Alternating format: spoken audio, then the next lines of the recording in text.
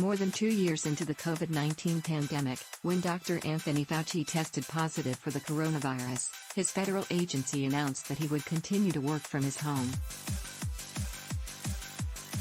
So did U.S. Secretary of Transportation Pete Buttigieg, who announced on Twitter that after testing positive, "I plan to work remotely." And so did San Francisco Mayor London Breed, whose office announced she would conduct meetings from home after testing positive. As vaccines and new treatments have eased some of the alarm around a COVID-19 diagnosis, continuing to work, but from home, has become a familiar practice among professionals who can do their jobs remotely. Fauci was vaccinated and boosted and said he was experiencing mild symptoms, like other officials who said they would stay on the job from home.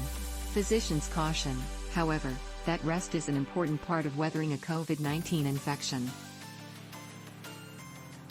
Plugging away from home is better than putting others at risk of getting infected, but it can still strain the immune system, worsening the toll of a COVID infection, experts say.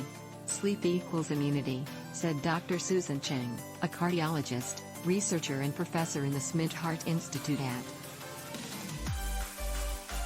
As it fights off the virus, you want to have your immune system not distracted by anything else, including stress from work. People forget that COVID-19 is not the common cold, she said, and even for a common cold, you do not want to be going 100% or even 80%. Cheng pointed to studies done long before the pandemic, which found that mice infected with garden variety viruses fared much worse if they were forced to swim. You really want your body to recover, Cheng said. Give it as much rest as possible, to recover as fully as possible. Family medicine specialist Dr. Caitlin McCauley said that in any acute illness, and COVID especially, we know that rest is important. Getting adequate sleep lets the immune system rebalance, along with hormones, said McCauley, who sees patients through the COVID recovery clinic at Keck Medicine of USC.